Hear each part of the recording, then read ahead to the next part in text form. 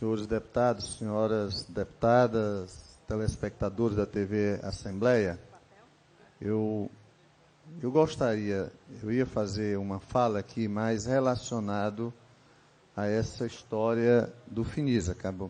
O deputado Júlio deu ali uma informação, que eu digo que dinheiro público é igual, a gente tem que contar quando já vê que o bicho está na conta. O dinheiro está na conta, mas estava bloqueado. Conversei agora pela manhã com o secretário Rafael. Espero que a informação do deputado João Madison de fato aconteça. Acho que esta Assembleia, ela tem demonstrado um compromisso muito grande com as demandas de interesse do povo do Piauí. Então, esse poder tem aprovado os projetos que são de interesse do governo do Estado, mas que são de interesse da sociedade. E lamentar essas preocupações, essas ações como essa que acontece com o Finisa. Então, um contrato do governo do Estado com um órgão, com um banco público, no caso a Caixa Econômica, que por uma questão, a meu ver, de um entendimento lá atrás, de tentativa de barrar ações por conta de um processo eleitoral, termina prejudicando todo o Estado do Piauí. São cerca de 200 obras de mais de 150 municípios que foram paralisadas a meu ver, por uma questão política, motivada por uma questão política inicial. E esse tipo de debate, esse tipo de comportamento, ele não é um comportamento, digamos, republicano, e que a política não pode alimentar mais esse tipo de comportamento, esse tipo de disputa. Quantas obras não foram paralisadas na área de mobilidade urbana, calçamento, uma pavimentação, quantas obras estruturantes, o deputado Temístio, presidente da Assembleia, fala aqui do trecho é uma API, mas que é o mesmo trecho da 222, onde o governador está dependendo da liberação desses recursos para poder autorizar a retomada de uma obra que pega ali de São João do Arraial a Matias Olímpio, de Matias Olímpio até a divisa com o Maranhão. Quantas pessoas deixaram de retomar um posto de trabalho, retomar a um emprego, ter uma renda, porque esses mais de 300 milhões estão paralisados, a liberação desses recursos há mais de um ano. Então, quanto de recursos público não foram consumidos nessa paralisação? Porque nós sabemos que uma obra, por menor que ela seja, toda vez que essa obra é paralisada, ela tem um custo adicional, ela tem um custo que varia, às vezes, de 10%, de 15%, de 20%. Não é porque as empresas querem ou não é porque as empresas majoram o orçamento. É que são canteiros de obra que têm que ser retomados, são às vezes, serviços básicos que ali foram comprometidos, principalmente de estrada ou de um calçamento.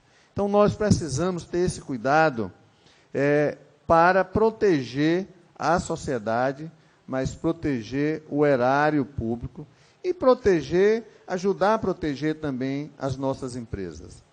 Esse processo da Lava Jato, que eu não quero aqui entrar no mérito, que é um processo direcionado, quantas das nossas grandes empresas não fecharam as portas por conta de um processo equivocado, um processo, eu diria, até certo ponto irresponsável por quem tomou. Não estou aqui dizendo que nós somos contrários a qualquer tipo de investigação, deputado Elisandro. Então, nós precisamos que seja investigado, nós queremos que os órgãos de fiscalização e controle atue para ajudar a proteger o erário.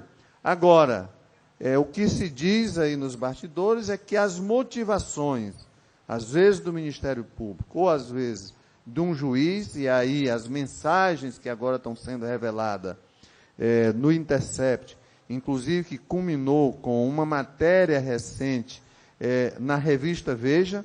Então, uma matéria que, diga-se de passagem, muito bem elaborada, quem não leu é bom ler, porque cita os fatos, e ele conclui que, de fato, as mensagens são verdadeiras, elas existem. Tudo que eles cruzaram de informação, uma quantidade enorme, de quase mais de 600 mil páginas, não é um negócio pequeno. Então, isso, de fato, tinha um fundo de verdade significativo. Então, nós que fazemos política, independente de ser situação de oposição, precisamos ter esse cuidado quando tomarmos determinadas medidas de repercussão política ou de repercussão jurídica, ou às vezes que vai prejudicar, não é o candidato A ou o candidato B, o governador A ou o governador B. Na verdade, vai prejudicar o Estado, é uma sociedade que, de fato, é quem financia toda a estrutura do Estado, inclusive os gestores, inclusive os mandatários. Quem, de fato, nos financia é a sociedade. Então, a estimativa, doutor Francisco, é de que essa paralisação das obras do Finisa, ela comprometeu, deputado Varto, algo em torno de 20% e 25% dos recursos destinados. Então, isso significa o quê? Ou redução de meta nas obras, ou o Tesouro ter que complementar por conta dessas medidas tomadas, motivadas por uma questão política conjuntural, porque o pedido aconteceu em função de um período pré-eleitoral.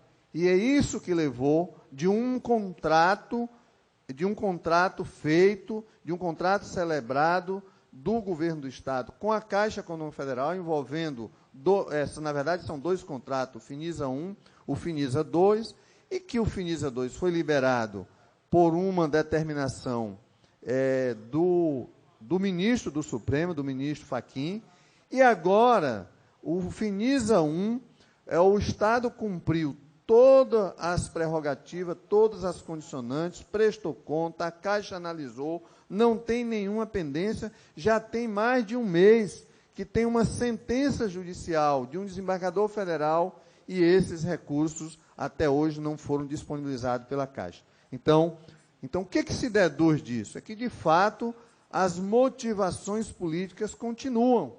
E quem leva o prejuízo?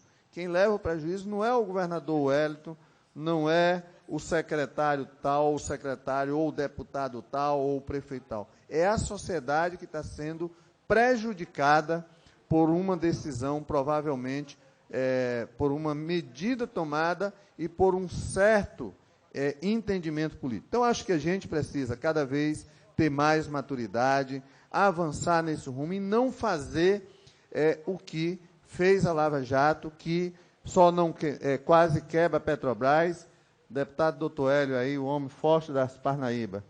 Então, quase quebra, fecha a Petrobras.